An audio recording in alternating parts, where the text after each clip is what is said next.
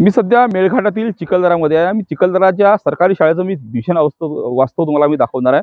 साधारणतः जर पाहिलं तर ही 1913 मध्ये जे आहे सरकारी शाळा या ठिकाणी तयार करण्यात आली होती. मात्र आपण जर बघितलं गेलं तर अतिशय बिकट अवस्था जे या ठिकाणी शाळेची या ठिकाणी झालेली आहे. खऱ्या अर्थानं जर बघितलं गेलं तर शिक्षणासाठी आणि शेतकऱ्यांसाठी आम्ही करोडो रुपयाचा निधी देतो असा जो दावा आहे तो सरकारच्या वतीने करण्यात येतो. मात्र प्रत्यक्षात जर बघितलं गेलं तर अतिशय वाईट अवस्था या ठिकाणी झालेली आहे. या ठिकाणी चिखलदरा नगर परिषदच्या वतीने जर बघितलं गेलं तर या ठिकाणी आता चक्क त्यांना अ, अ, चिखलदरा नगर परिषदच्या गेस्ट हाऊसमध्ये शाळा भरवण्याची दुर्दैवी अशी वेळ आलेली आहे. आपण बघू शकतो की अतिशय ह्या शाळेची भिंत आहे अतिशय जर्जर झालेली आहे. पूर्णपणे शिकस्त हे संपूर्ण सरकारी शाळा झालेली आहे. मात्र कुठल्याही प्रकारे या ठिकाणी सरकारच्या वतीने निधी देण्यात आलेला नाही असा थेट आरोप जो आहे या ठिकाणी करण्यात येतो. आपण ही वर्गखोली बघूया. आपण बघू शकतो की आपण हे अत्यंत बिकट अवस्था आहे. चिखलदरामधील हे संपूर्ण दृश्य मी तुम्हाला दाखवतोय आणि या ठिकाणची छत जर बघितलं गेलं पूर्णपणे छत सुद्धा या ठिकाणी गळते. त्यामुळं या ठिकाणी आता शाळा बंद झाली. मात्र याच्या बाजूला जर बघितलं गेलं तर बाजूला या ठिकाणी नगर परिषदमध्ये गेस्ट हाऊसमध्ये या ठिकाणी शाळा या ठिकाणी भरवल्या जात आहे. एकीकडे जर पाहिलं तर करोडो रुपयाचा निधी आम्ही शाळेसाठी खर्च करतो असं सांगण्यात येतं. मात्र दुसरीकडे आपण बघू शकतो अतिशय बिकट अवस्था या ठिकाणी झालेली आहे. त्यामुळं सरकार नेमकं करतं तरी काय असा थेट सवाल जो आहे नगराध्यक्षांनी या ठिकाणी उपस्थित केला आहे. वारंवार या ठिकाणी नगराध्यक्षांनी याकडे सरकारकडे मागणी सुद्धा निधीची केली होती. मात्र अद्यापर्यंत निधी देण्यात आलेला नाही. माझ्यासोबत चिखलदरा नगर परिषदचे नगराध्यक्ष आपण त्यांच्याशी बातचीत करू ना. काय अशी बिकट अवस्था या ठिकाणी शाळेची झालेली आहे?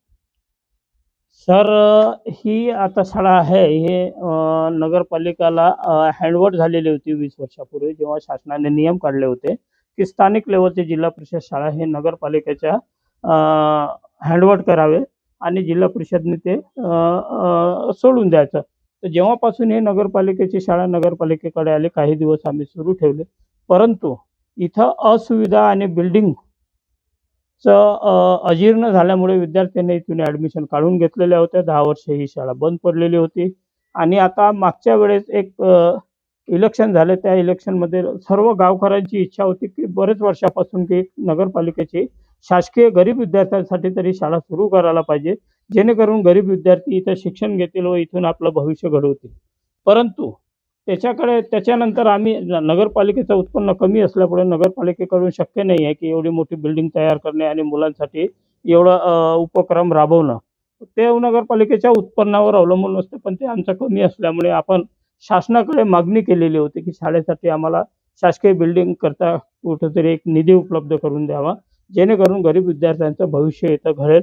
आणि चिखलदरा नगरपालिकेच्या या शाळेमध्ये असं नाही आहे की एक कोणत्या पर्टिक्युलर एका समाजाचे विद्यार्थी आहे, पूर्ण आदिवासी विद्यार्थी आहे आणि सर्व घटकातले गरीब घटकातल्या लोकांचं शिक्षण इथं घडू शकते.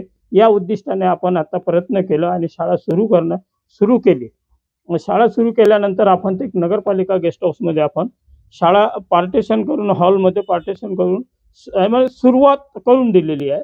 परंतु त्याच्यामध्ये आम्हाला सुरुवात केल्याबरोबर एवढा चांगला रिस्पॉन्स आहे की बरेच गरीब विद्यार्थ्यांनी तिथे ॲडमिशन घेतलेले आहे आणि ती शाळा खरोखर आम्ही जे प्रयत्न केले त्याच्यात आम्हाला यश मिळालेलं आहे.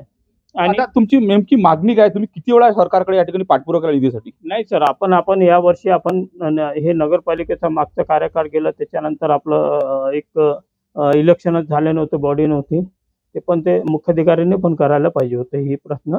पण आता बॉडी आल्यानंतर आपण आता सुरुवात केलेली आहे आणि आता मला 1 कोटी रुपये हृदय बाळासाहेब ठाकरे यांच्याकडून मिळालेले होते. त्याच्यात अर्धे पैसे तुम्ही शाळेसाठी आणि अर्धे आरोग्यासाठी, तर आपण ते प्रयत्न ते शाळेवर टाकून दिलेले आहे. त्याची प्रमा मला जिल्हाधिकारी साहेब देतील असं आहे, या आठवड्यात मिळेल. पण यावर्षी या पावसाळ्यात जर प्रमा मिळाली तर बिल्डिंग एवढ्या लवकर तयार होऊ शकत नाही. त्याच्यामुळे रिपेअरिंग किंवा नवीन बिल्डिंग एवढ्या पैशात होत नाही. ते जे 1-2 खोल्या होतील ते आम्ही करून टाकू. किती कोटी रुपयाची साधारणतः या संपूर्ण शाळेसाठी लागणार? या संपूर्ण शाळेसाठी जर प्रायव्हेट शाळेसारखा एक सुंदर शाळा करण्याचा प्रयत्न केला की एक शासनाचं धोरण आहे की एक प्रायव्हेट शाळेसारखं शासकीय शाळा झाली पाहिजे, त्याच्याकरता मला 5-1 कोटी रुपये तरी या शाळेसाठी पाहिजे. निश्चितच वारंवार या ठिकाणी सरकारकडे शाळेच्या बांधकामासाठी मागणी केली, मात्र अद्यापर्यंत सरकारने निधी दिलेला नाही. त्यामुळं या ठिकाणची शाळा आहे जी आता दुसऱ्या ठिकाणी हलवण्यात आलेली आहे आणि चिखलदराचे गेस्ट हाऊस आहे, विश्रामगृह आहे, त्या ठिकाणी शाळा या ठिकाणी भरवण्यात आलेली आहे. त्यामुळे सरकारने तातडीने या संदर्भानं निधी द्यावा आणि सुंदर अशी शाळा या ठिकाणी द्यावा, जेणेकरून आदिवासी विद्यार्थी शिकतील आणि भविष्यात ते मोठे होतील. याच अनुषंगाने संपूर्ण सरकारने पावले उचलले पाहिजे अशी देखील मागणी आहे इथले नगराध्यक्ष अब्दुल शेख यांनी केलेली आहे. सूरज दहाट, लोकशाही मराठी, चिखलदरा, अमरावती.